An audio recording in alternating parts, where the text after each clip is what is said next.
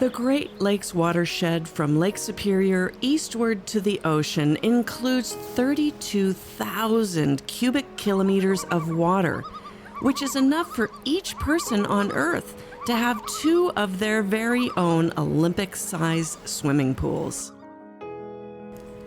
It's home to 4,000 species of plants, fish, wildlife, and the world's 3rd largest economy, supporting more than 65 First Nations, 2 countries, 8 states, and 2 provinces.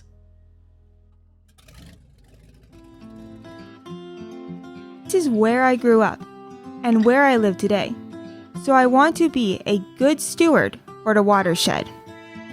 As a diver and an environmental scientist, I notice things that are invisible to others.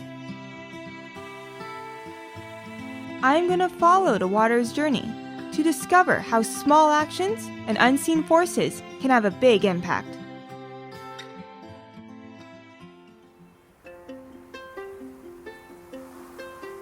The Great Lakes represents more than a quarter of the world's freshwater supply.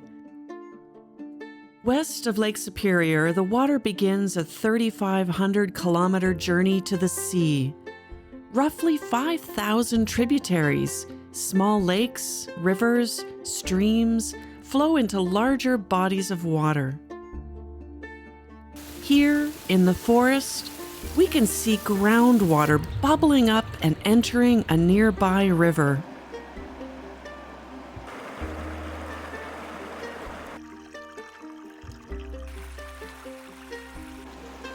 And although this water looks crystal clear, it can carry invisible contaminants like fertilizers, industrial waste, and stormwater that transmits specks of car tires, fuel, and microplastics.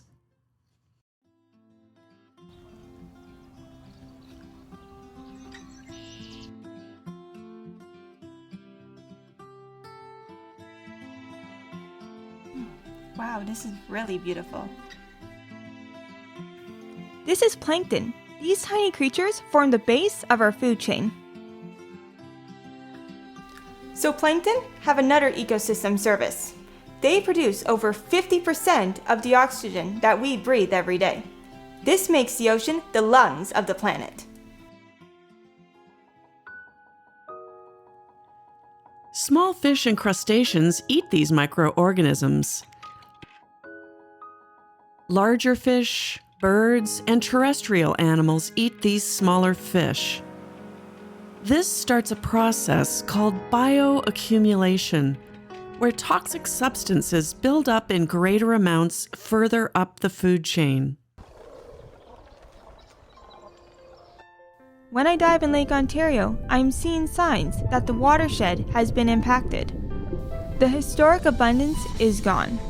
Invasive species have moved in, and it has created many problems downstream, which then affect the estuaries and out into the oceans. This is caused by industrial wastes, agriculture practices, discharge from ships, and humanity's activities on the landscape. Here in Esopit, in the territory of the Montagnais Innu people, the fresh water meets salt in the St. Lawrence Estuary, the largest and most productive estuary in the world. Estuaries are important feeding and nursery habitats for commercially and ecologically important fish, invertebrates, and migratory birds.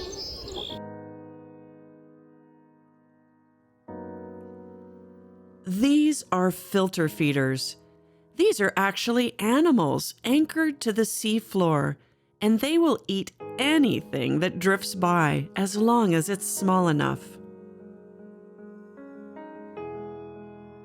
If the plankton is contaminated, it transfers toxins up the food chain.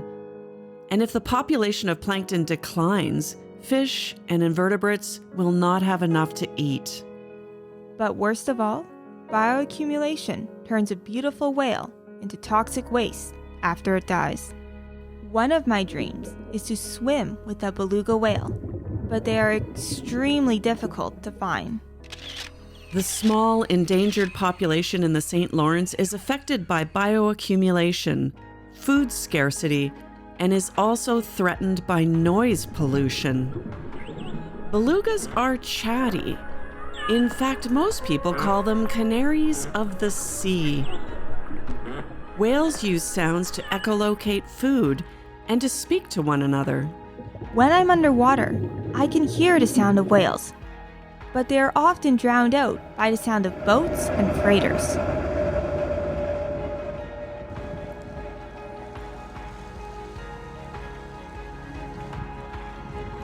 When a beluga whale dies, we have to consider them as toxic waste because of all the toxins that have accumulated in their system. To see such a beautiful creature be considered toxic waste is absolutely horrible, which is why I hope that my work here in the St. Lawrence Estuary will help people to realize the impact of their actions. All our actions can affect our health, our wildlife, and our very future. It's so important to think about every little thing that you're doing and how they can impact our world.